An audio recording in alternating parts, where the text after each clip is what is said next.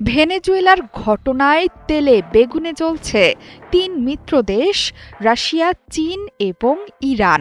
মাদুরোকে আটকের কয়েক ঘণ্টা আগে তিনি বৈঠক করেছিলেন একটি চীনা প্রতিনিধি দলের সাথে। অন্যদিকে রাশিয়ার বিপুল সংখ্যক অস্ত্র ব্যবহার করে ভেনেজুয়েলার সেনাবাহিনী। এর কিছু মার্কিন আক্রমণে ধ্বংস হয়েছে। ইরানও সামরিকভাবে ভেনেজুয়েলাকে সহায়তা করছে। ভেনেজুয়েলার সশস্ত্র আগ্রাসনের তীব্র নিন্দা জানিয়েছেন রুশ প্রেসিডেন্ট ভ্লাদিমির পুতিন।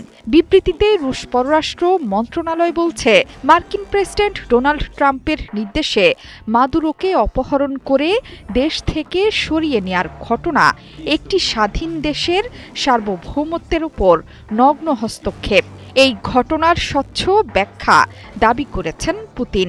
মার্কিন যুক্তরাষ্ট্রের কঠোর সমালোচনা করে রাশিয়া বলছে, তারা মনে করে আদর্শিক শত্রুতা থেকে এই হামলা চালিয়েছে যুক্তরাষ্ট্র, অথচ এর বাস্তবসম্মত ভিত্তি নেই।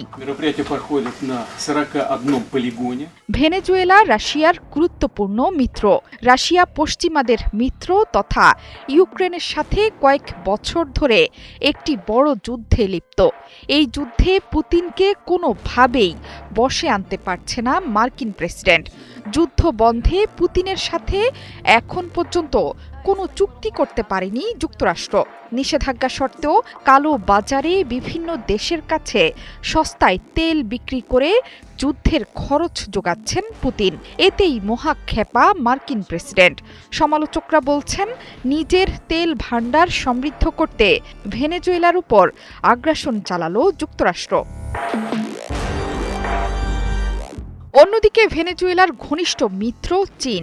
নিকোলাস মাদুরোর শাসনামলে চীনের সাথে ভেনেজুয়েলার অর্থনৈতিক এবং বাণিজ্যিক সম্পর্ক জোরদার হয়েছিল। বার্তা সংস্থা রয়টার্স জানিয়েছে, ভেনেজুয়েলার শীর্ষ তেল ক্রেতা চীন, অথচ এই তেলের ওপর দাবি ছিল মার্কিন প্রেসিডেন্টেরও। শেষ পর্যন্ত তেলের লোভ সামাল দিতে না পেরেই এমন ধ্বংসাত্মক ঘটনার তীব্র নিন্দা জানিয়েছে চীন।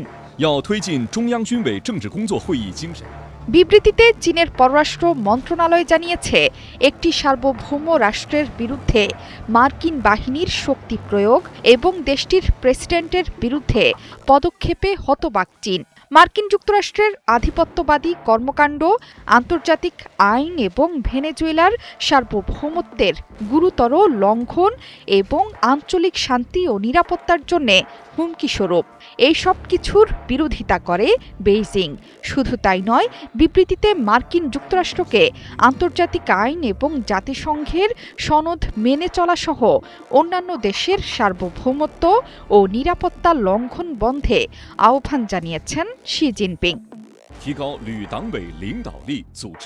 ভেনেজুয়েলার হামলার তীব্র নিন্দা জানিয়েছে পারস্য উপসাগরীয় দেশ ইরানও। বর্তমানে দেশটিতে জীবনযাত্রার ব্যয় বৃদ্ধির প্রতিবাদে চলছে বিক্ষোভ। সেখানেও হস্তক্ষেপ করছে যুক্তরাষ্ট্র।